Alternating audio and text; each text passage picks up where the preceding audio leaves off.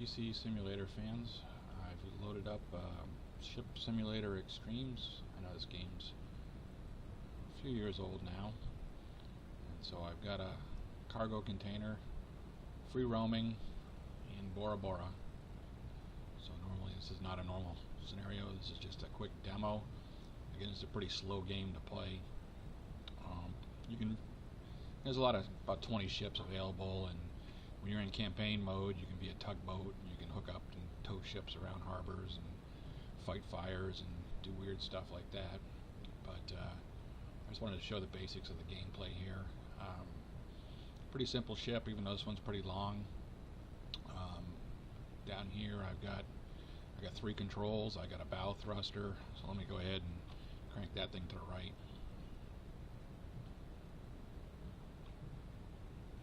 I got a rudder and 1 engine in this one. So now that I crank my bow thruster, you should see my bow over here on the left. It's sort of like got a map that tells you if you're spinning and how fast you're going and what you're doing. It'll take a while.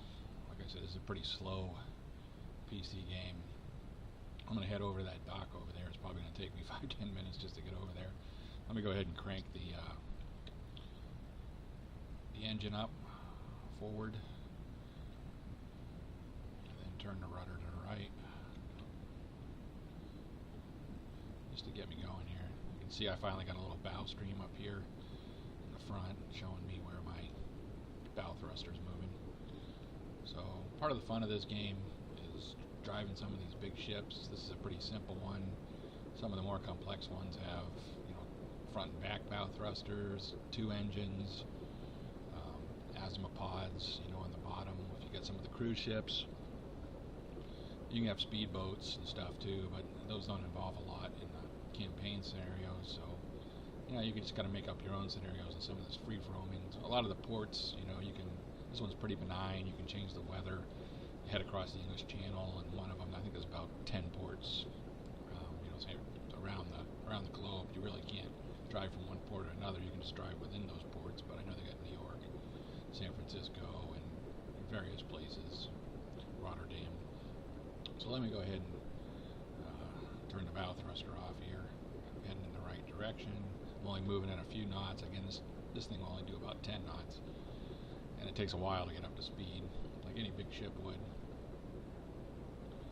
So let me straighten that out.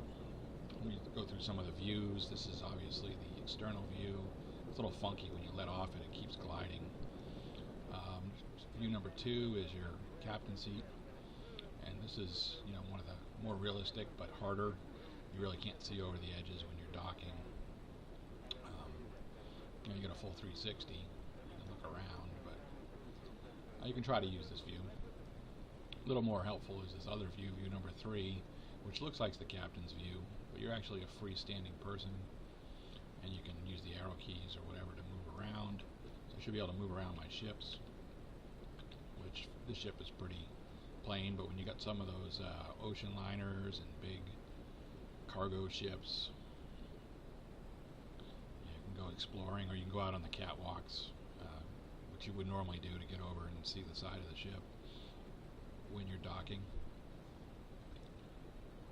So yeah, here I am down on the ship. Let me go back to the external view. And I'm heading towards my destination. I'll fast forward a little here because I'm about 2 minutes in.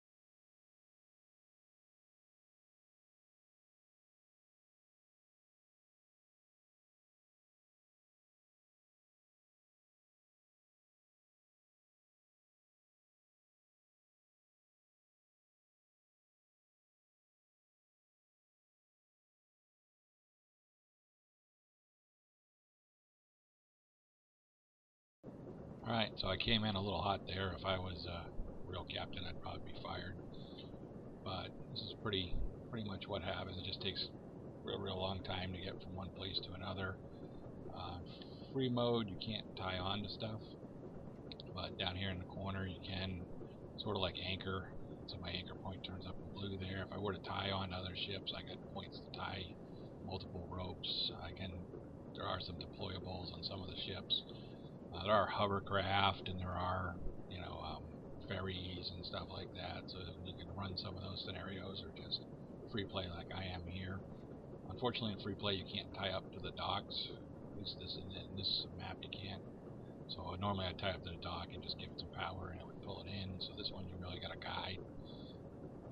But like I said, everything moves really slow here, and so if you can end up just playing a few scenarios, and it would go for hours and hours. Um, you can have damage, on these ships, and you can make, really big waves, and they'll take water and they'll sink, which is a bummer if you're in a scenario, especially because it won't go back to the point where you're at. It'll go, you have to replay the whole scenario over again, or if you screw something up or get damaged or whatever, sink. So that's kind of a pain in the butt part of it, but I think I'm close enough here. I'll just cut it off for this recording, and that's it. So it's kind of a neat game.